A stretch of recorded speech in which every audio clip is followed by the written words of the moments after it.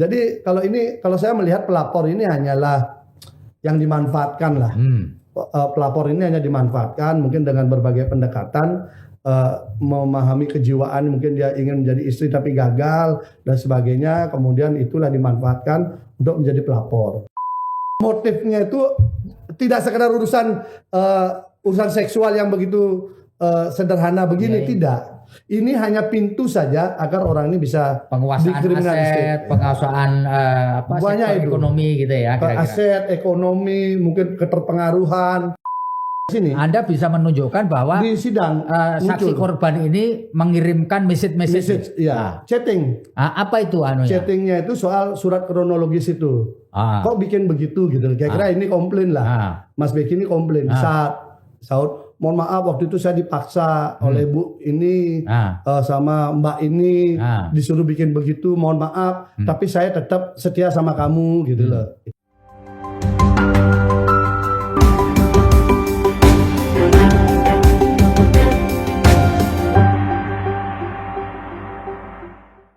Assalamualaikum warahmatullahi wabarakatuh. Salam damai sejahtera buat kita semua. Shalom, Om Swastiastu, Namo Buddhaya, dan salam kebajikan. Tribuners, bertemu lagi dengan saya Feby Mahendra Putra, Direktur Pemberitaan Tribun Network. Sebagaimana kita ketahui, di Jawa Timur ada satu kasus pidana yang begitu mengemuka, menjadi bahan pembicaraan dan pemberitaan. Kasus apa itu? Adalah kasus tuduhan kekerasan seksual yang melibatkan anak kiai ponpes di Sidikiyah Jombang, namanya Muhammad Subki Azal Sani, ya, alias Mas Beki, akrabnya dipanggil, yang pada tanggal 10 Oktober 2022 yang lalu telah dituntut dengan hukuman menurut saya maksimal lah 16 tahun penjara. Jaksa penuntut umum menyebut bahkan tidak ada faktor yang meringankan dari terdakwa. Dan rencananya pada tanggal 17 November nanti Majelis Hakim Pengadilan Negeri Surabaya akan menjatuhkan vonis terkait dengan kasus yang menghebohkan. Karena pondok pesantren di Jombang, Ponpes Sidikiyah, sempat dikepung oleh ratusan polisi agar tersangka Mas Beki waktu itu masih berstatus tersangka untuk dapat dibawa ke Polda Jatim. Dan telah bersama saya penasihat hukum dari terdakwa Mas Beki, kolega saya juga ini, mantan wartawan Surya juga, Bli Gede Pasek Suwartiga. Siap. Ketemu lagi Bli. Terima kasih. Iya, Bli luar biasa. Ini nostalgia. Bli ini luar biasa. Ya. Dalam berbagai penampilan Anda fight betul lah di dalam masalah ini, ya kan? Yeah. Fight betul, melakukan berbagai upaya untuk membuktikan bahwa klien Anda tidak seperti yang didakwakan dalam surat dakwaan. Yeah. Saya mau tanya satu dulu, Bli, bagaimana ceritanya Anda bisa masuk ke lingkaran kasus ini? Awalnya Anda kan tidak ikut, tidak di proses penyidikan, Anda tidak ikut, tiba-tiba nongol ini. Gimana ceritanya? Ya, nongolnya pas mulai sidang. Betul. Ya. Ya itu bermula dari teman yang memang sebelumnya menangani. Sudah jadi penasihat hukum. Diskusi dengan saya di Jakarta. Ya. Diskusi. Ya kita ini kan pengalaman lapangan. Dari cerita itu saya merasakan secara feeling ada sesuatu yang tanda petik agak aneh. Kita kan kalau mencium sesuatu yang rekayasa itu kan kita bisa dengar, melihat. Oh, jadi itu Anda baru mengikuti dari pemberitaan aja ya, waktu kan, itu? Jadi gini, berita di medsos, berita di media online ataupun media mainstream itu kan serem, gitu ya. Dari dengar cerita lawyernya dengan beberapa dokumen yang dibawakan diskusi ke saya, kok berbandingnya beda. Oh, jadi antara yang Anda ikuti di medsos diikuti di media TV apa tuh beda setelah banget membaca surat dakwaannya? Beda banget. Beda banget ya. Jadi beda apa banget. Bedanya itu, Bli? Kalau di medianya itu kan disebutkan predator, santriwati di bawah umur, belasan, puluhan. Kemudian terakhir mantan Kapolda Jatim Pak Niko bilang waktu berkas diserahkan itu 5 korban. Gitu. Bayangan saya kalau memang itu berarti 5 korban ini punya bukti yang kuat masuk di dalam dakwaan. Ya. Kan begitu kan? Ya, betul. Ternyata di dalam dakwaan ketika kita baca isinya hanya satu. Oh, jadi satu ya? Satu, tapi bukan berarti mengabaikan 1 atau 5, bukan. Ya. Tapi kejanggalannya ini yang kita lihat dulu. Pertama, kejanggalan pertama itu. Kemudian saya telusuri, ternyata usianya 20 tahun waktu peristiwa dan 25 tahun waktu sidang. Ya. Saya bilang, wah ini kok dibilang di bawah umur. Beritanya di bawah umur itu semua masyarakat jadi marah. Ya. Kan orang siapapun pasti langsung menghakimi. Ya. Orang pelaku seperti itu gitu loh. Nah, akhirnya hasil diskusi itu kemudian kita diajak diskusi sama keluarga Mas Beki ya. Kita kasih perspektif begini, akhirnya diminta kita membantu. Ya. Nah, waktu itu saya sudah berpikir ini pasti serangan balik ke saya akan besar sekali. Ya. Karena opini publik itu sudah di sini semua. Ya. Sementara di sini kering. Saya sudah merasakan ini, tapi kan saya dari dulu punya filosofi begini, bahwa keadilan itu tidak mudah dihadirkan, tetapi harus tetap diperjuangkan. Ya. Dia sulit memang hadir, tapi harus diperjuangkan. Bagaimana cara memperjuangkannya? Ya harus ini diangkat. Nah, singkat cerita, akhirnya kita ambil dan benar.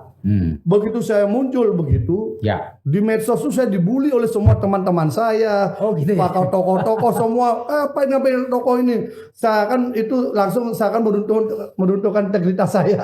Jadi buliannya itu luar biasa ya? Buliannya luar biasa. Jadi seolah-olah Anda membela orang predator. Ya, predator seks gitu loh. Kan orang memandang kita selama ini kan jauh dari dunia itulah, dianggap idealis, sama integritas gitu. Kok tiba-tiba berbalik, kamu ada apa gitu gitu. Habis itu saya berpikir, udah, nggak apa-apa, dibully. Beli menanggapi nggak pertanyaan kolega itu? Iya, kita ini yang pasti saya sebelum mengambil ini pasti sudah saya kaji. Nanti saya akan jelaskan. Paling begitu. Ada yang nelpon, ada yang WA. Pokoknya lebih banyak menyesalkan, memaki, pokoknya itulah isinya. Iya. Habis belum lagi aktivis perempuan teman-teman itu kan, ngapain beli ngambil begini, melecehkan perempuan, wah gitulah. Padahal beli kan banyak perempuan suka mau beli kok digini, kira-kira gitulah ya. Akhirnya sabar dulu, nanti saya jelaskan. Nah kan, habis itu saya langsung ke Jombang, habis bacaan dakwaan itu, saya langsung ke Jombang. Karena saya bilang ke lokasi, ini dakwaan ada disebutkan lokasi A, B, C semua. Saya ingin cek. Karena lihat sendiri ya. Harus kita ikut konstruksi minimal dengan mata kita sendiri kan. Mata kepala sendiri. Akhirnya saya coba. Begitu saya lihat lokasi, sudah mulai saya ada bayang ini nggak masuk akal ceritanya.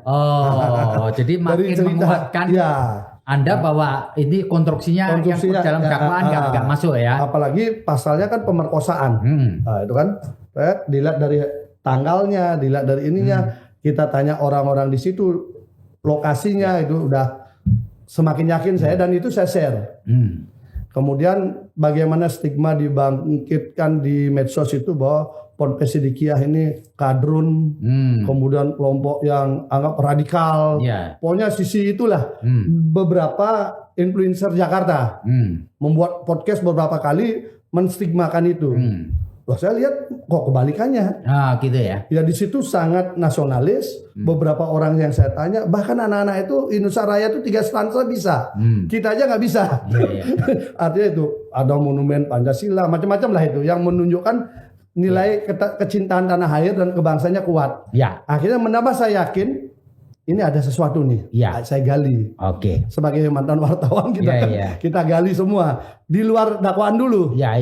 Kenapa barang ini ada? Ini selain itu tadi, ada yang menarik perhatian kita selain cerita atau apa yang muncul di media di medsos adalah munculnya kepala Kejaksaan Tinggi Jawa Timur, namanya Bumia Amiati, yang dalam tanda petik terjun langsung di dalam proses persidangan, meskipun beliau hanya membacakan dakwaan dan tuntutan. Menurut Anda unik nggak ini fenomena ini? Sepanjang Anda menggeluti bidang hukum, pernah jadi reporter. Kalau saya sih, saya juga mantan. Saya belum pernah melihat kayak gini. Gimana menurut Anda? Langka.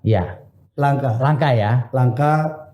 Boleh dikatakan langka karena kita mungkin belum pernah lihat. Nah, jadi setingkat Kejaksaan Tinggi itu langsung Kajatinya datang.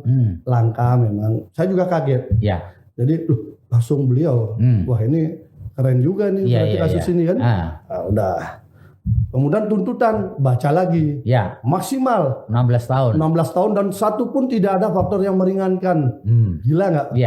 Itu juga saya lihat ini apa ini? Sepertinya ini sudah ada pesan ini kan. Ada message gitu yang ingin disampaikan oleh penuntut umum. Nah, kita ini kan orang politik juga. Ya. Ada pesan simbolik di situ. Ya. Begitu terlihat, saya udah berpikir ini sudah barang tidak bisa digoyahkan, ini sudah satu paket ini. Apa itu message yang menurut Anda ingin disampaikan dengan turunnya Kepala Kejaksaan Tinggi Jawa Timur, Bu? Bahwa Beki harus dihukum. Gitu ya. Beki harus dihukum. Ya. Jadi tidak lagi bicara benar atau salah. Ya. Tidak bicara lagi adil atau tidak. Ya. Pokoknya harus dihukum. Kenapa? Kalau sampai seorang Kajati turun tangan, kemudian itu bebas, betapa runtuhnya kewibawaan Kajati, kan itu yang ininya kan gitu. Ya. Walaupun kemudian setelah itu sidang nggak pernah dilihat. Kalau mungkin beliau melihat sidangnya, mengikuti sidangnya, tidak akan ada tuntutan setinggi itu. Ya. Ada. Malu sebagai manusia itu pasti akan malu. Tapi karena tidak melihat, jadi kan tetap aja pokoknya. Nah, kalau udah kekuasaan dengan pokoknya kan susah kita. Ya. Bli, kapan Anda bertemu pertama kali dengan Mas Beki? Setelah menangani, kan Bli tadi disebutkan Bli Gede bahwa Anda baru masuk ketika dakwaan sidang itu. di sidang dakwaan. Pertanyaan saya, kapan Anda bertemu? Ya, setelah dari Jombang, kemudian baru kita lanjutkan bertemu dengan Mas Beki untuk mencari tahu dan sebagainya kan. Di mana itu ketemunya? Bli? Di Rutan Medaeng. Kan otomatis di Rutan Medaeng kan? Karena waktu itu kan sidangnya online. Online ya. Sidang online pun kan kita protes waktu itu, kita minta jangan online dong. Ini kan sudah pandemi sudah nggak ada, COVID sudah nggak ini lagi dan terdakwa yang lain juga sidangnya datang. Ini dibuat itu perdebatan panjang juga itu kalau kita flashback ya. Tapi oke lah, akhirnya hakim mengabulkan itu secara offline. Fisik ya. Kenapa harus offline? Agar kita bisa menggali kesaksian dan alat bukti lebih maksimal, kan kita mencari kebenaran material. Terlepas benar atau tidak, kita kan belum tahu. Karena sidang masih awal kan. Dan kami merasa senang. Paling tidak metode yang dipakai oleh majelis hakim ini metode yang mampu kita menggali lebih dalam pada sidang. Itu artinya begini, beliau ketua majelis mengatur, etape pertama JPU karena yang menghadirkan saksi 1 jam. Habis itu PH 1 jam. Silakan Anda mau tanya apa saja. Setelah itu baru majelis hakim nanya. Itu. Jadi akhirnya cara masing-masing kita pakai memanfaatkan waktu yang ada. Setelah itu majelis hakim bertanya, masih ada waktu diberikan lagi. Berapa jam? 30 menit. Jadi sama semua. Dari situ kita kemudian bisa menggali lebih dalam. Makanya kami temukan total itu 70 kejanggalan dari kasus ini yang kasat mata. Kasat mata dari seluruh rangkaian persidangan. Dari seluruh rangkaian. Misalnya nih, Mas Baby kan bisa juga lihat, semua penyidik tahu lah, semua JPU tahu. Kalau untuk kasus yang masih P19 itu bolak-balik itu, kalau lebih 3 kali kan sudah ada aturannya, harus SP3. Ini 6 kali bolak-balik itu tidak SP3. Kemudian catatan JPU semua bagus-bagus. Misalnya nih, visum itu dipertanyakan karena visum di Jombang itu memang ada 3 dan bermasalah semua dari prosesnya, nomornya, surat, rujukannya, administrasi. Nah, lalu dimintakanlah visum ulang di rumah sakit yang berbeda, rumah sakit Bayangkara Surabaya, tapi tidak mau divisum korban. Nah, itu satu. Dan tidak ada tindak lanjut lagi. Yang kedua, soal lie detector. Lie detector ini kan sebenarnya bagus. Dengan kasus-kasus yang sifatnya sulit alat bukti, maka lie detector ini bisa menjadi bukti petunjuk.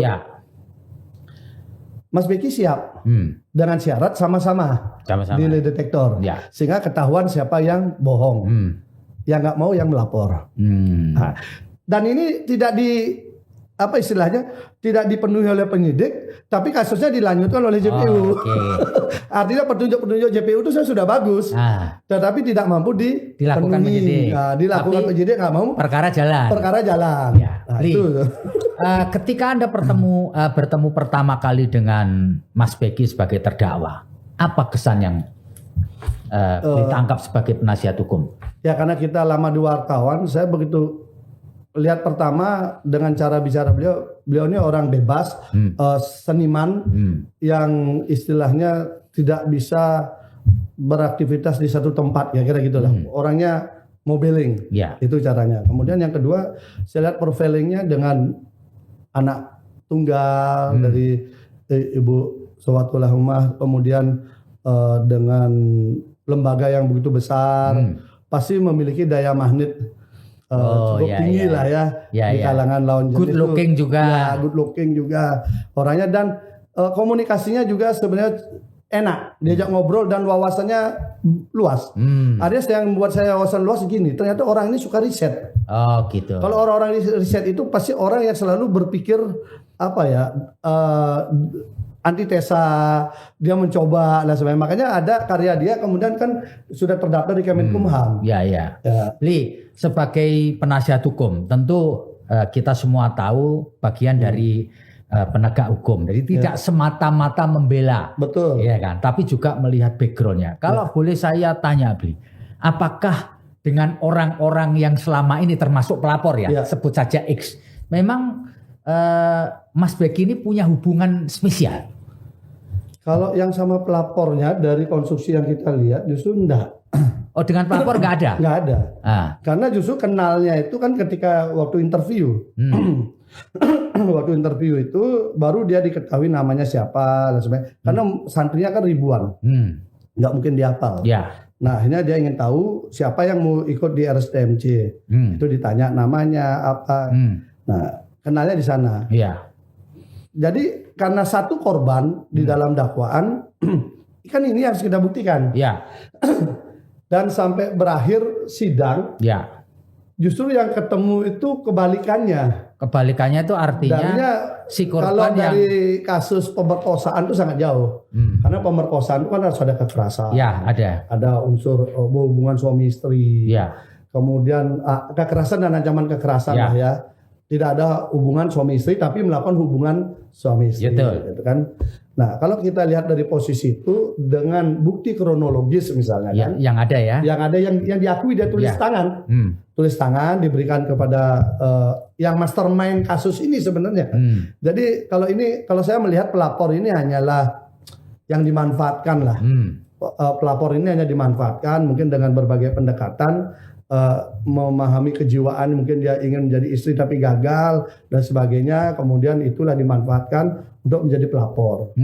Apalagi kemudian kasusnya sendiri, korbannya, peristiwanya, alat buktinya, kronologisnya sudah pernah ditangani Polres Jombang dan keluar SP3. Ya. Nah, di SP3 itu disebutkan itu jelas tidak cukup bukti. Gitu ya. SP3 itu keluar kapan dan berapa lama jaraknya dari pelapor menyampaikan laporan kepada polisi? Jadi ceritanya ada si A melaporkan bahwa si B ini korban pemerkosaan. Si A melaporkan bahwa si B korban pemerkosaan. Ya. Kasusnya diperiksa lah. Ya. Inilah dia berproses dari 2018. Ini di visum dia. Nama korbannya juga disebutkan. Usianya ini 22 tahun lagi waktu itu lapor. Proses akhirnya karena tidak cukup bukti gelar perkara.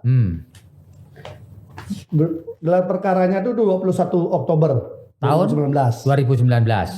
29 Oktober melapor ulang lagi korban ini. Kalau tadi yang pertama itu yang lapor A. Yang ini yang melapor B. Oh, jadi yang kedua ini B sendiri yang melapor. Si B sendiri yang melapor tanggal 29. Tanggal 29. Ceritanya sama lagi. Ya. Korbannya dia dan sebagainya. Nah, SP3 keluarnya 31 Oktober. Jadi 2 hari setelah si B melaporkan kembali yang sama. Peristiwa yang sama, alat bukti yang sama, korban yang sama, cerita yang sama. Jadi sekali lagi dia lapor lagi tanggal 29, tanggal 31 keluar SP3 untuk laporan yang pertama. Yang pertama. Ya. Tetapi kan kalau di dalam pidana itu kan deliknya yang dicari, peristiwanya. Peristiwanya sudah disebutkan tidak cukup bukti. Korbannya juga sama. Alat buktinya sama, visumnya sama. Nah, habis itu berlanjut ini kasusnya sampai sekarang. Makanya kami melihat apa gunanya ada SP3. Memang SP3 bisa dibuka, tapi kan ada syarat. Ada peristiwa baru, ada alat bukti baru, atau lain sebagainya. Ini kan tidak sama semua. Bahkan di dalam dakwaan itu visum yang dipakai itu visum yang yang dipakai SP3. Oh, visum awal. Iya, 2018. Hmm. Visum 2018 yang dipakai yang sudah dinyatakan tidak cukup bukti. Ya. Kenapa tidak cukup bukti? Memang karena hasil visum itu tidak bunyi apa-apa. Untuk terkait pemerkosaan 2017 tidak bunyi, tapi dipaksakan saja bahwa ini ada visum loh. Visumnya apa? Ya. Tidak ada bukti kekerasan, tidak ada, ini hanya urusan robekan lama selaput darah. Oh, robek lama ya. Ya, tetapi saksi ahli mengatakan robekan itu ada pengalaman dia. Kalau 4, 5, 6, 7, 8, 9 ini istilah kedokteran. Jamnya itu 4, 5, 6, 7, 8, 9 itu robekan karena rangsangan. Kalau kemudian 11, 12, 13, 1, 2, 3 itu karena paksaan. Oh, jadi ada cirinya ya. Ada cirinya. Kalau dipaksa itu robeknya sebelah Kayak sini. ini, ya. Kalau dirangsang robeknya sebelah sini. Dan ini angkanya ini menunjukkan angka yang dirangsang. Jadi kan tidak ada urusan dengan kasusnya kan? Iya. Nah, ini kira-kira seperti, makanya bagaimana sebuah makna SP3 jadinya untuk kepastian hukumnya. Kemudian ada ini dilanjutkan, harusnya kan Dumas dulu. Ya. Si terlapor diperiksa dulu, klarifikasi lah, nggak ada. Jadi dari laporan kedua ini langsung jadi tersangka. Oke, Bli, dilihat dari konstruksi tadi hasil visum, berarti kan antara korban dengan terdakwa sekarang ini punya hubungan asmara lah, kira-kira gitu kira-kira. Kalau dikonstruksikan dicoba begitu, tapi nggak ada. Karena apa? Di sidang itu kita temukan mereka punya hubungan asmara dengan orang lain. Oh, si pelapor ini. Pelapor ini ada saksinya, ada buktinya, bahkan ada komunikasi via medsos antara saksi dengan yang pernah diajak sama korban. Dan itu hadir di sidang. Dilihat dan live. Artinya gini, kondisi real. Itu ada inbox pribadi, japri lah istilahnya kan, jaringan pribadi lewat FB. Dibuka tanggalnya, dibuka waktunya, dari FB yang sama masih aktif, ditunjukkan di depan persidangan masih ada dialog itu, pengakuan soal hubungan itu. Itu satu. Ada saksi yang kedua lagi, sahabat dekatnya yang laki, teman main musik, satu kamar dia bercerita tentang peristiwa itu. Artinya ada dua saksi yang mendengar dari pihak yang diajak. Kemudian di kronologis nama ini disebutkan juga oleh si korban. Makanya kita berkesimpulan antara keterangan saksi ahli yang menyebutkan robekan angka 6 dan 9 itu adalah akibat rangsangan dengan keterangan saksi bahwa ini sudah punya hubungan asmara dengan orang lain dengan tahun tanggal yang jelas. Ini berkorelasi, tapi tidak berkorelasi dengan peristiwa pemerkosaan. Karena robekannya itu tidak ke arah 11, 12, 1, 2, 3. Oke. Baik. Di dalam pemberitaan korban ini tidak satu. Banyak ya. Disebutkan. Ya, disebutkannya.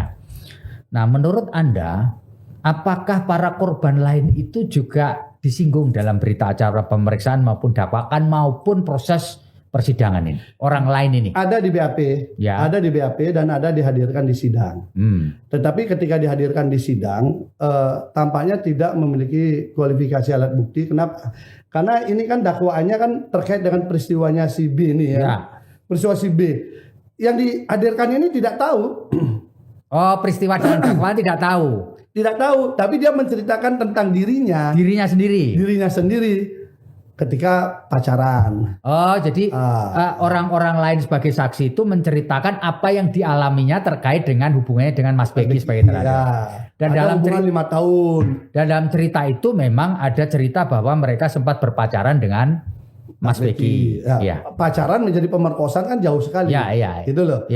Dan makanya cerita ini tidak masuk di dalam dakwaan. Kenapa tidak masuk dalam dakwaan? Memang kan tidak nyambung. Karena antara kekerasan seksual dengan kenikmatan seksual kan beda. Walaupun lokasinya sama. Oh, walaupun lokasinya sama. Lokus deliktinya kan sama. Artinya lokus deliktinya yang menyebabkan seksual kan sama. Tapi dengan kekerasan ataupun dengan kenikmatan kan beda dia. Pendekatannya beda, mensreanya beda. Nah, saya kira itu. Makanya Kan nggak ada hubungan. Saya tanya, tahu nggak peristiwa ini? Nggak tahu. Lah ngapain dihadirkan jadi saksi? Ya. Karena saksi itu kan orang yang melihat, mendengar, mengetahui peristiwa yang didakwakan. Ya. Nah, itu. Makanya kami anggap, oh pantas ini tidak menjadi masuk dalam dakwaan karena nggak kuat. Ya. Tapi dihadirkan untuk memberikan perspektif saja. Tentu di dalam persidangan saksi korban wajib dihadirkan, betul ya? Betul. Nah, pertama lagi. Ya. Menurut Anda sebenarnya penjelasan pasti saksi korban memberikan penjelasan mengenai apa yang didakwakan kepada terdakwa. Betul. Dari penjelasan saksi korban ini apa yang nggak nyambung? Patah semua. Patahnya gimana itu? Satu, adakah orang diperkosa lalu kemudian intensif komunikasi dengan pelakunya dengan memanggil chatting? Dalam konteks ini Anda bisa menunjukkan bahwa di sidang saksi korban ini mengirimkan message ya, chatting. Apa itu anunya? Chattingnya itu soal surat kronologis itu. Kok bikin begitu gitu? Kira-kira ini komplain lah. Mas Beki ini komplain. Saud, mohon maaf waktu itu saya dipaksa oleh Bu ini sama Mbak ini disuruh bikin begitu, mohon maaf, tapi saya tetap setia sama kamu gitu loh. Itu ada. Kemudian yang kedua menyebutkan cintaku, menyebutkan sayangku, dan itu intensif. Kan tidak mungkin. Sementara konstruksi yang dibangun oleh JPU bahwa si korban ini mengalami depresi, kemudian traumatik mendalam dan sebagainya. Ada nggak orang traumatik itu? Makanya kita kemudian hadirkan saksi ahli, Bang Reza Indragiri. Saya tanya bagaimana konstruksi korban pemerkosaan? Cenderung korban pemerkosaan itu menjauhi pelaku, trauma melihat pelaku, tidak mungkin dia mendekati. Tapi ini kebalikannya. Ini mendekati orang yang dituduh sebagai pelaku dengan bukti chatting yang diakui di sidang. Dia ngakui bahwa ngakui di sidang. Itu majelis hakim tahu juga, JPU tahu juga, ngakui kan kita hadirkan. Tanggalnya ada, jamnya ada. Bahkan ngirim foto lagi. Ya perempuan ini ngirim foto kepada yang laki. Nah, artinya apa? Konstruksi pemerkosaan itu sangat jauh. Karena harus ada kekerasan dan ancaman kekerasan. Bahkan bertemunya pun itu juga janggal. Kan ada dua peristiwa. Peristiwa pertama ketika wawancara. Nah, ini juga udah kita ungkap kejanggalan yang di 70 itu. 70 kejanggalan. Contohnya gini, dia diwawancari jam 7. Malam maksudnya? Pagi. Diperkosa jam 11. Pagi, siang. Ya, 11 menuju siang. Jam 7 ke jam 11, ini orang ini disuruh telanjang. Di dalam dakwaan. Suruh telanjang. Kemudian di komat kamit macam-macam katanya. Jam 11 baru kemudian disuruh masuk kamar. Pertanyaannya sekian jam orang telanjang tidak diapa-apain. Masuk nggak ranah pemerkosaan? Yang namanya perspektif pemerkosaan secepat mungkin seketika libido seks itu muncul dan dia tidak tahan. Sehingga kekerasan dipakai. Pemaksaan dipakai. Ini enggak. Cerita itu saja sudah nggak nyambung. Ini kita ngomong ceritanya dakwaan. Itu yang pertama. Yang kedua? Yang kedua soal kejadian jam 2.30 dini hari. Jam 2.30 dini hari ada pemerkosaan di mana bermula dari si pelaku ngechat si korban disuruh datang. Ini tengah malam. Jarak dari lokasi si ini korban ke ini kira-kira 30 sampai 45 menit naik kendaraan. Nah, ini pertanyaannya, ini tengah malam dini hari. Oke, di dalam dakwaan disebutkanlah nama-nama. Bahwa ini ketemu dengan si ini, chatnya dilihat, kemudian akhirnya karena saran si ini disuruh dia naik motor, diantarkan naik motor oleh orang lain. Nah, orang ini kemudian mengantarkan ke lokasi. Berarti kan antara 30 sampai 45 menit naik motor. Diantar ke sini, di sini ada orang nyambut. Katanya ada beberapa orang dia sempat salaman. Saya tanya siapa orangnya, dia bilang lupa. Tapi ada satu nama yang dia sebut. Kemudian ini katanya suruh nyiapkan minum. Baru kemudian si korban ini datang ke kamar pelaku. Pertanyaannya, ketika orang-orang yang disebutkan ini dihadirkan di sidang, baik dihadirkan oleh JPU maupun dihadirkan oleh kami, mereka-mereka yang disebutkan ini, semua mengatakan peristiwanya tidak pernah ada. Pertanyaannya lalu bagaimana si korban datang ke TKP pada tengah malam dini hari itu, seorang perempuan, di mana itu di desa. Angkutan apa yang dipakai? tidak muncul dalam tuntutannya. Di dakwaan ada, tapi di tuntutan udah hilang. Nah ini yang kemudian kita kejar. Nah, tolong jelaskan. Nah, kan gitu ketika saksi korban ditanya soal hal itu, bagaimana dia menjelaskan? Dia kan jadi saksi korban itu menceritakan bahwa si A ketemu si Basit itu, Abdul Basit. Bahwa dia ngobrol, bla bla bla bla, chatnya ditunjukin, Abdul Basit ini menyarankan, udah kamu datang saja ke sana. Lalu dia teleponlah Edwin. Edwin anterin aku ke sana. Oke, datang Edwin naik motor. Lalu sampai itu ketemu dengan Aji. Kan ada nama disebut nih sama korban. Ya. Aji disuruh bawa minuman masuk ke kamarnya Mas Beki.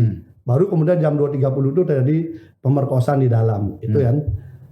3 nama ini yang disebutkan di dalam dakwaan yang dihadirkan oleh JPU dan kami juga hadirkan sebagian karena JPU nggak mau menghadirkan, kami yang menghadirkan. Mengatakan tidak ada peristiwa itu dan tidak pernah. Yang membonceng mengatakan sampai sekarang pun saya nggak pernah bonceng dia, nggak pernah sama sekali. Yang satu saya nggak pernah lihat HP dia. Yang satu lagi jam segitu ngapain saya nungguin dia. Jadi tidak ada. Artinya keterangan berdiri sendiri. Ya. Pengakuan berdiri sendiri yang tidak nama yang dicatat itu semua membantah. Nah inilah kemudian kedua peristiwa ini dipakai faktor pemberat oleh JPU untuk menuntut maksimal karena ditambah 1/3 kan? Ya betul. Ancamannya kan 12 tahun. Betul. Ditambah 4 tahun dari cerita itu. Bayangkan. Ya. Peristiwanya saja tidak bisa dia buktikan. Ya. Nama yang disebutkan saja sudah membantah. Lalu hukumannya ditambah 4 tahun dari sebuah cerita itu. Adil nggak kita? Ya. Itu kalau misalnya terbukti maka mungkin cara kami membela beda. Ya. Cara kami membela mungkin kami minta maaf, kami suruh pelaku meminta maaf, melakukan apa tebusan atas kesalahannya dan sebagainya kan. Tapi karena cerita seperti itu harus diakui? Kan tidak mungkin. Ya. Satu lagi yang lebih parah lagi, di tanggal yang itu adalah tanggal di mana si pelaku sibuk mempersiapkan jelajah desa. Program utama pada tempus delicti itu. Tempus delicti itu tanggal 20 dan tanggal 18 itu sibuk menyiapkan jelajah desa. Karena besoknya mereka berangkat ke beberapa desa melakukan program dan itu puluhan orang ada di situ. Bukan di sini, tapi di kota Jombang. Makanya bagaimana peristiwa terjadi di sini? Pelakunya ada di sini, ini ngaku diantar ke sini, tapi yang disebut namanya ini nggak pernah nganter. Dan di tempat itu ada kegiatan? Ada kegiatan dan ada fotonya. Kebetulan waktu itu ada salah satu yang ikut rapat itu nge-share di FB peristiwa itu. Dia share lagi kegiatan dan ada foto pelaku. Yang dituduh pelaku ada di situ.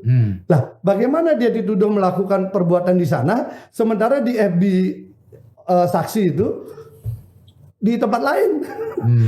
Makanya saya bilang, waduh kasihan juga. Ya. Kalau orang ya, Mas Beki ini kan dia seniman. Habis itu dia kegiatan sosialnya banyak.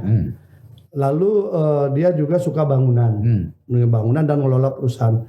Dan kegiatan sosial dia juga dari saksi menceritakan dia menyangoni istilahnya ibu-ibu janda yang tua itu secara rutin diperhatikan.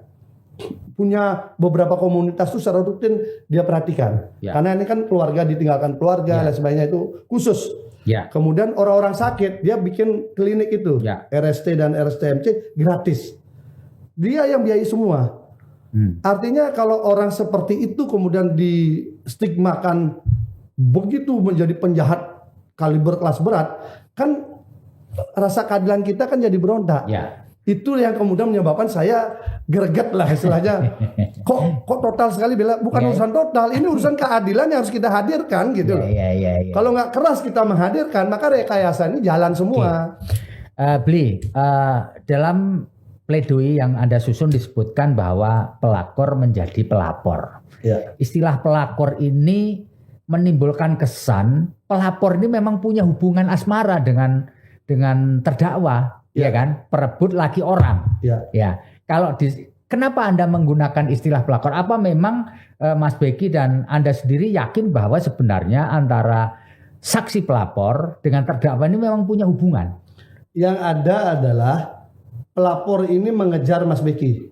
Tapi bahwa terjadi hubungan asmara kita nggak tahu. Kenapa? Dari chattingnya kan bisa kelihatan. Dari chatting itu yang perempuan ini selalu menchatting dengan ngerajuk dengan bahasa sayang. Jadi merajuk dengan bahasa cintaku. Mas Beki jawabannya sebaliknya. Ya. Gitu. Artinya boleh saya katakan bahwa antara terdakwa dengan pelapor itu tidak dalam berstatus pacaran ya? Tidak. Bertepuk Tetap- sebelah tangan. Tetapi dengan orang lain yang pernah dihadirkan saksi betul ada di pernah antara pacaran. Tapi tidak ada kaitan dengan peristiwa. Betul. Jadi memang di antara saksi yang lain Ya. itu pernah memang ada hubungan pacaran dengan Mas Beki, Ada. baik ketika dia masih bujang maupun sudah beristri. Enggak, ya. Itu ada dihadirkan. Iya. Pacarannya diakui. Ya. Tapi kan tidak ada kaitan dengan dakwaan. Iya. Itu satu. Yang kedua, apa hubungannya orang pacaran dengan kasus pemerkosaan ini? Iya. Nah, artinya apa? Ada upaya pemaksaan, yang penting saksinya banyak. Karena sisanya itu saksi sampah. Saksi yang bersaksi karena mendengar dari cerita orang. Ya. Bisa Saksi dahulu dijelaskan. Saksi ini mendengar dari siapa? Dari pengakuan si korban, pelapor. pelapor, dan juga dari orang lain. Oke. Ada orang lain yang khusus dia bergerak untuk menceritakan ini, kemudian orang-orang ini jadikan saksi. Iya. Kenapa itu terjadi? Karena sebenarnya bukan ini kasus utamanya. Bukan pemerkosaan ini kasus utamanya. Tapi ada kasus lain. Ini hanya sebagai alat agar Mas Beki ini tidak bisa lagi ada di Sidikiah. Ini ada urusan lain, dan warga Sidikiah sudah paham semua itu. Ya, makanya kami ketika sidang berusaha menghadirkan orang yang menurut kita mastermind yang bisa membuka motif di balik kasus ini. Artinya Anda ingin mengatakan sebenarnya mastermind dari kasus ini adalah orang dalam sendiri. Salah satunya orang dalam sendiri. Artinya keluarganya sendiri. Ya, masih dekat itu, dan kemudian Pak Kiai akhirnya sudah tahu, itu udah dibersihkan. Oh gitu. Karena kan tidak menyadari bahwa sampai sejahat itu. Makanya Pak Kiai ini selalu menyebutkan bahwa ini adalah masalah keluarga itu ya. Itu yang dimaksud ya. Dan makanya kita berusaha untuk menghadirkan. Karena dia di BAP juga. Siapa? Orang ini. Orang ini. Berusaha kita hadirkan, berdebat. JPU nggak mau menghadirkan, hakim pun juga akhirnya setuju untuk tidak usah hadir. Jadi walaupun dengan berbagai cara kita berdebat. Jadi orang ini sampai sidang berakhir tidak pernah hadir ya. Nah itulah, kalau kita mau mencari kebenaran material kan hadirkan. Kalau dia hadir, saya hakul yakin motifnya akan kebongkar. Karena kita pegang alat bukti kan. Dan orang ini sempat diperiksa di berita acara pemeriksaan. Ada di BAP, tapi tidak dihadirkan di sidang. Alasannya apa alasannya? Banyak alasan, tapi akhirnya ketika kita berhasil memaksa, diperintahkan oleh hakim untuk dihadirkan oleh JPU, lalu dia membuat surat mencabut, mengundurkan diri sebagai saksi karena hubungan keluarga ya. Padahal motifnya ada di situ. Kenapa motifnya ada di situ? Karena beberapa saksi semua ketika kita kejar lari ke situ. Oke. Sepanjang yang Anda tahu, apakah ada upaya semacam perdamaian dalam konteks ini? Pernah nggak ada upaya itu? Kalau di saya enggak ya, karena saya kan sudah di ujung. Nggak tahu ya, jadi nggak tahu ya. Jadi sebelumnya bagaimana Anda nggak pernah mendalami apakah pernah ada? Karena ini Mas Beki kan anak tunggal. Nego-nego gitu ya terkait dengan ini. Saya sih enggak, karena saya murni ke konteks hukumnya ya. Ya karena Anda masuk ketika perkara ini sudah masuk di persidangan. Jadi proses Anda nggak ikut ya, proses bertahun-tahun ini kan proses lama banget kan. Yang satu lagi, yang berita media, Mas Beki ditangkap oleh ratusan polisi. Ya. Itu nggak benar. Yang benar gimana tuh?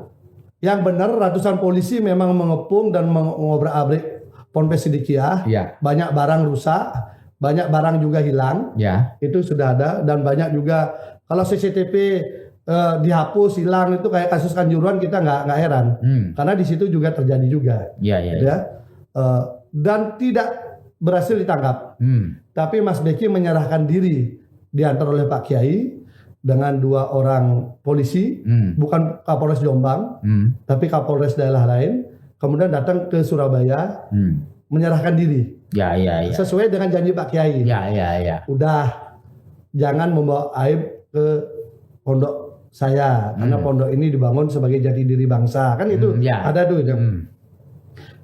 Sampai itu beliau bilang, kalau enggak nanti aib kalian juga akan terbongkar, akan terbuka, bukan terbongkar, akan terbuka. Nah, itu beberapa oknum polisi dengan gagahnya bicara, buka aja Pak Kiai, buka aja. Itu banyak yang mendengarkan.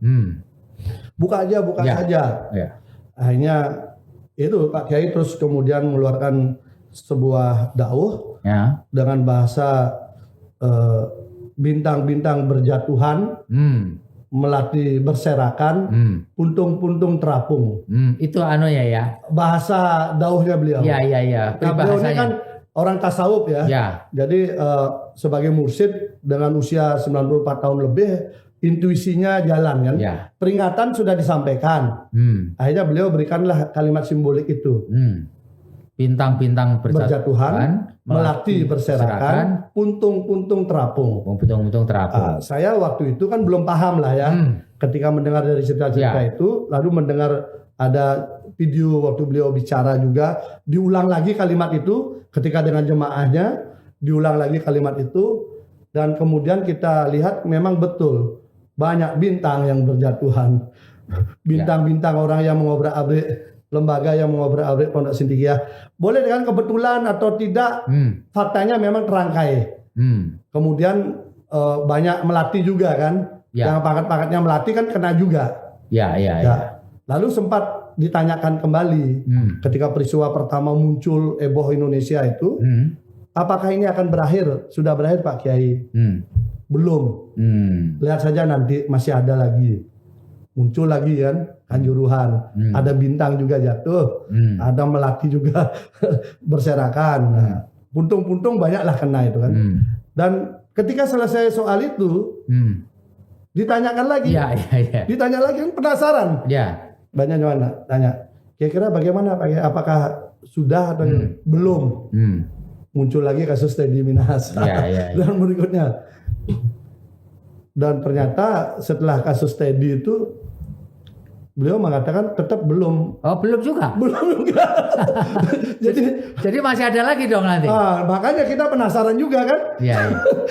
Masih ada lagi, apalagi kita nggak tahu. Puntung-puntung terapung sih kalau kita lihat medsos banyak sekali. Banyak sekali sudah yang terapung itu puntung. Puntung-puntung itu saya pikir ini karena punya pabrik rokok atau apa? Oh ternyata puntung-puntung itu maksudnya balok-balok ya. Iya. Oh gitu, yang melati-melati, oh yang itu. Jadi kita akhirnya kebayang sendiri. Jadi ini belum kelar ya, belum selesai ya. Kalau menurut penjelasan beliau belum. Makanya menurut saya memang ya saya akhirnya mengkaitkan dengan karena kan ada tempat-tempat sakral di Siddiqiyah itu yang diobrak-abrik dengan tidak menggunakan etika yang semestinya dibiasakan di sana. Sehingga beliau harus mengulang lagi istilahnya kepercayaan di sana melakukan itu biar kembali menjadi tempat yang disucikan kan gitu. Ini jadi urusannya antara percaya dan tidak. Iya. Tapi cerita itu ya jalan kita lihat. Meskipun Anda belum masuk ke situ ya, mungkin pernah nggak tanya kepada Pak Kiai maupun kepada terdakwa, mengapa sih selama bertahun-tahun dia bersikap dalam tanda petik tidak kooperatif? Ini yang salah juga. Ya. Sekarang gini nih, Mas Feby ini sebagai orang bertahun-tahun dikejar-kejar, dipanggil-panggil polisi untuk berbagai kasus, kemudian kasusnya nggak jelas. Gimana perasaannya sebagai warga negara? Itu satu. Ya. Yang kedua, dari dokumen ini kan kelihatan beliau kan diperiksa, datang diperiksa. Oh datang waktu itu? Datang diperiksa semua, kemudian tidak cukup bukti kan? Ya. Keluar SP3. Apa makna SP3 keluar? Berarti kasusnya kan tidak lanjut. Ya. Begitu kasusnya nggak lanjut, berhenti karena nggak cukup bukti, tiba-tiba dia dipanggil lagi sebagai tersangka. Ya. Gimana? Untuk kasus yang sama, untuk korban yang sama, untuk cerita sama, untuk alat bukti yang sama. Gimana kita sebagai warga negara? Itu ya. Saya mencoba memahami kan, karena kan saya belum dampingi. Kalau saya mendampingi mungkin beda lagi caranya. Karena waktu itu saya belum mendampingi, tapi saya mencoba memahami. Akhirnya dia kan jengkel. Ya. Saya ini sebagai warga negara kok kayak diburu, dicari-cari kesalahannya. Dan kemudian yang terakhir itu, dia menjadi tersangka tidak pernah diperiksa awal. Padahal biasanya sistem di kepolisian kan ada dumas dulu, kemudian naik penyelidikan. Ini kan terlapornya kan diklarifikasi, habis itu di BAP, kemudian jadi saksi dulu, cukup bukti baru dinaikkan jadi tersangka. Ini kan tidak ada peristiwa itu langsung tersangka. Berarti ada kekuatan besar yang menekan ini harus cepat. Itu. Nah, apakah beliau tidak pernah hadir? Hadir, buktinya ada di BAP. Oh di BAP awal ya? BAP di kasus yang kedua ada juga. Ya tapi ketika dia setelah menyerahkan diri. Bukan. Oh bukan. Enggak.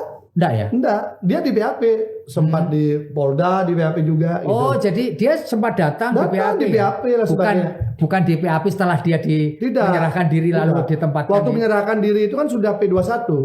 Oke. Sudah P21 langsung tengah malam penyerahan tahap kedua. Mungkin satu-satunya kasus. Dini hari penyerahan tahap kedua. Jadi sekali lagi ketika dalam proses penyidikan laporan yang kedua, Mas Beki ini sempat memenuhi panggilan. Pernah. Ada BAP-nya diperiksa lengkap semua ada. Dan kemudian Pak Kiai sempat jatuh sakit. Nah, beliau akhirnya mengurus Pak Kiai. Itu dia abaikan. Ya. Karena apa? Karena dia berpikir sudah ada SP3 kok ngapain lagi dilanjutin.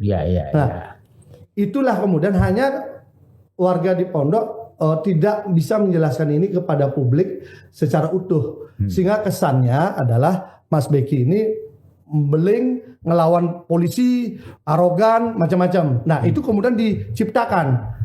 Melawan polisi, melawan ini aparat dikesankan lemah dan sebagainya. Padahal tidak. Kalau gitu ngapain ada BAP? Ya. Malah dipertanyakan, kenapa sudah ada SP3? Kasusnya lanjut. Ya. Mestinya SP3-nya cabut dulu dong. Oke. SP3-nya mungkin dianggap bagaimana kan itu. Ya. Atau yang pelapornya menggugat SP3 ini dulu. Dianggap tidak sah kan begitu. Ya. Polisi kan tidak boleh melanjutkan dong. Orang ini dia yang mengeluarkan, polisi mengeluarkan SP3, polisi juga melanjutkan kasusnya dan SP3 ini sampai sekarang nggak pernah dicabut. Ya. Nah, ini maksudnya kemudian merasakan ketidakadilan. Ya. Perlawanan ketidakadilan itu dengan cara kemudian ya ini panggilannya hanya nyusahin saya. Besok ini lolos paling dicari lagi saya. Akhirnya dia lebih mengutamakan merawat Pak Kiai waktu itu ya. Ya. Jadi kalau dia ditaruh DPO itu juga nggak benar juga. Karena DPO itu daftar pencarian orang. Kalau orangnya kabur. Orangnya ada kok. Tiap hari juga naik mobil kesana kemari di Jombang. Polisi mau nangkap kan gampang. Kalau mau. Tapi kan harus dibuat cerita yang seram. Pondok diserbu sehingga menjadi isu nasional. Kemudian ini harus dihukum berat. Kan konstruksinya itu. Oke. Selain pihak internal, siapa yang berkepentingan supaya ini perkara ini jadi perkara ini? Menurut Anda? Ada kekuatan politik lokal. Ya. Itu dilihat dengan terlibatnya penyiapan fasilitas demo di pengadilan negeri dengan mobil plat merah oleh pemerintah setempat. Yang saya lihat ya. Jadi itu bukti-bukti nyata aja. Fasilitasi kalau enggak ada kaitan ngapain memfasilitasi? Kan sederhana kan? Yang kedua, tumbuh kembangnya usaha UMKM di pondok yang cukup bagus seperti rokok yang bisa menyerap tenaga kerja warga setempat cukup bagus, rokok sehat tentrem yang baru 2012 sampai sekarang tumbuh kembangnya cukup bagus dan banyak dirasakan berbeda dengan rokok-rokok yang lain, manfaatnya dengan harga yang juga agak berbeda. Itu kemudian ada juga beliau memiliki pabrik mineral, air mineral yang tumbuh kembangnya juga bagus dan kegiatan-kegiatan aktivitas beliau yang membuat banyak orang bergabung di Sidikiyah dengan sangat pesat. Ini saya kira menimbulkan banyak hal yang dianggap mengganggu eksistensi kan, eksistensi bisnis, eksistensi macam-macam, sosial, politik dan sebagainya. Walaupun mereka tidak pernah berpolitik, mereka fokus ke tasawuf, fokus kepada ajaran-ajaran yang diyakini untuk bagaimana mencintai tanah air dan juga berbagi sedekah dengan sesama. Saya sangat senang sekali dengan masuk di situ. Saya banyak dapat pelajaran, walaupun saya orang Hindu loh ya. Saya orang Hindu, tapi sangat diakomodir di situ. Kita bisa ngobrol tanpa ada sekat gitu loh. Sangat Indonesia kita rasakan. Tapi banyak lembaga-lembaga negara yang ikut memantau, yang ikut melakukan intervensi atau apa? Jangan katakan memantau, udah intervensi aja. Dalam konteks ini siapa yang Anda maksud yang melakukan intervensi? Ya jelas LPSK. Dengan real pakai baju itu kan. Kompolnas, dia sampai hadir di sidang. Nah, tapi akhirnya kan hari itu juga dipermalukan juga Pak, itu kan Benny Mamoto kan, dengan kasusnya Sambo kan. Jadi langsung bayar tunai lah, langsung nggak pernah nongol lagi kan. Lalu saya dengar dari pengakuan Kementerian PPA, ya Perlindungan Perempuan dan Anak. Ini harusnya dia kalau mau jujur Itu perhatikan dong istrinya Mas Beki dan anak-anaknya Mas Beki. Dengan kasus rekayasa ini jadi korban mereka. Mas Beki punya 4 anak loh. Ya. Punya 4 anak, sekarang istrinya harus kerja keras ngurusin itu semua. Belum ngurusin Mas Beki. Itu satu. Dengan kasus seperti ini kan tidak linier. Ini ada 4 anak loh. Tambah 1 perempuan. Kalau Mas Beki ingin, dia kan masih bisa menikahi 3 perempuan lagi. Ya. Kalau mau. Ya. Nyatanya kan enggak. Beliau lebih memilih menyayangi anak-anak sama istrinya. Jadi gimana kemudian alurnya? Kalau beliau mungkin punya istri sudah 4 melakukan itu, mungkin cara make sense kita secara alur rasional kita kan. Ini enggak. Makanya di chatnya itu kelihatan sekali beliau defensif. Tidak mau. Ini kan serangannya menusuk sekali. Jadi sebenarnya saksi pelapor ini juga kepingin dinikahi kira-kira gitu. Tertulis. Dan itu kita udah masukkan, karena itulah kemudian judulnya jadi begitu. Oke, jadi pelapor itu tulis tangan loh. Ya. Jadi bahasa Indonesianya itu saya tanyakan, mohon maaf sangat banyak, saya bersedia menjadi pendamping Mas Asal. Mas Asal ini Mas Beki. Ya. Tulis tangan, tulis tangannya sendiri dan diakui di sidang. Lah itu apa namanya? Tolong jelaskan. Adakah pemerkosaan seperti itu? Dan itu dilakukan setelah peristiwa. Yang disebutkan peristiwa itu kan ada 2 peristiwa yang disebutkan. Makanya kami berpikir kasihan juga Mas Beki dengan posisi itu, kasihan juga Sidikiyah, kasihan Pak Kiai. Jadi sepertinya memang ini ada istilah apa ya? Pak Kiai sudah sepuh, kalau Mas Beki dilenyapkan dengan berbagai cara, dijauhkan dengan hukuman jauh, maka ini aset Sidikiyah ini kan kira-kira ya. Jadi paham ya? Ya, perebutan lah ya. Motifnya itu tidak sekedar urusan seksual yang begitu sederhana begini, tidak. Ini hanya pintu saja agar orang ini bisa penguasaan aset, penguasaan ekonomi gitu ya. Kira-kira. Aset, ekonomi, mungkin keterpengaruhan, lanjutan, siapa yang akan melanjutkan ini nanti semua. Jadi kan ini harus kita selamatkan. Kenapa? Karena Mas Beki ini dibutuhkan banyak orang. Dia dibutuhkan warga Sidikiyah, dibutuhkan masyarakat yang selama ini dilayani kesehatan, dibutuhkan teman-teman seniman yang selama ini dia fasilitasi. Kemudian dia juga riset dia. Metafakta, oksitron itu kan bagian riset. Yang didakwaan sama diceritakan itu seakan-akan itu kegiatan mistik. Makanya saya ketawa, Mas. Ini gimana saya ketemu kan sama Mas Beki? Mas, metafakta sama oksitron ini gimana sih? Kok pakai katanya komat kamit baca mantra? Itu tuh kita pelajari ilmu fisika, ilmu gelombang, frekuensi. Maka kita pasti paham tubuh kita ini punya frekuensi, suara ada frekuensi, cahaya ada frekuensi. Nah ini kemudian kita teliti. Kemudian ya konsep healing. Konsep healing musik kan. Dia, makanya kemudian dia pengobatan dia itu dengan musik dan cahaya diatur sedemikian rupa. Jadi bukan klinik berarti ya? Bukan. Sangat ilmiah dan dia riset ya, dia uji coba, kemudian dia pemusik kan, jadi dia coba jenis musik yang menarik sehingga bermanfaat gitu loh. Jadi kalau boleh ditanya gitu Bli, sepanjang mengurus kasus ini berapa kali Anda berdialog dan bertemu dengan Mas Beki? Kalau selama sidang kan selalu ada, karena Mas Beki sebelah saya. Enggak, maksud saya kan selama sidang kan hanya formal, ketemu di luar persidangan? Di luar persidangan 4 kali. 4-5 kali ya. Iya, saya ke rutan ya. Tapi kalau di sidang kan kita rutin ngobrol kan. Kan kita ada kesaksian ini saya tanya kan saya nggak hafal kan. Ini siapa, bagaimana. Dan beliau sudah sampai bilang begini, ini orang lain yang berbuat, saya disuruh tanggung jawab. Kira-kira gitulah. Nah, ada banyak pemberitaan yang menyebutkan sepanjang menjalani penahanan ini Mas Beki kelihatan kurus, kelihatan drop gitu, benar? Enggak sih. Enggak ya, biasa aja ya.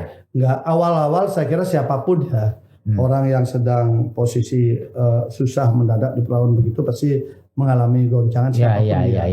Tapi kemudian pelan-pelan beliau malah cukup banyak di sana menjadi inilah ya, apa istilahnya, memberikan hal positif di sana. Beli pertanyaan terakhir ini, Bli. Dijadwalkan 17 November adalah sidang pembacaan vonis. what your feel? Bagaimana feel Anda terkait dengan putusan hakim? Apakah hakim akan mengikuti skenario tuntutan yang disampaikan jaksa atau kompromi di vonis atau gimana? Ini menduga-duga aja, ini kayak dukun gitu. Kita memprediksi kayak BMKG memprediksi cuaca lah kira-kira gitu. Tinggal jalannya dari mana. Ya. Kalau dari fakta sidang, maka ujungnya bebas. Kalau fakta sidang. Ya. Tapi kalau ini adalah paket bahwa dari kasus sudah di SP3 harus lanjut, maka ini sudah diselesai, dikonstruksikan antar lembaga, antar ini. Makanya simbolik Kajati hadir, ini ada podcast di pengadilan, ada permintaan. Itu kalau kita lihat polisi terus datang ratusan orang, walaupun tidak ada orang demo. Kalau pas demo ratusan boleh lah ya. Tidak ada demo pun tetap banyak. Itu kan jadi kita pesannya polisi ini mau jaga siapa gitu loh. Apa kirim pesan juga kepada pengadilan. Nah, kalau saya melihat begitu, tinggal apa masih ada hakim yang berani tegak lurus dengan keadilan zaman sekarang. Kalau menurut cerita Reza Indragiri, dia mengatakan bahwa keberanian hakim untuk mencari keadilan itu semakin sulit belakangan ini karena beberapa faktor. Satu, faktor latar belakang. Kedua, faktor pengetahuan. Yang ketiga, faktor karir. Nah, faktor keempat adalah faktor lingkungan. Nah, saya kira masih ada nggak? Itu aja. Tapi paling tidak yang ingin kami sampaikan, pertama Mas Beki ini kan sudah divonis, dihukum di peradilan opini. Nah, paling tidak hari ini publik sudah mulai tersajikan mana yang fakta, mana yang fiktif. Publik sudah bisa menilai sekarang.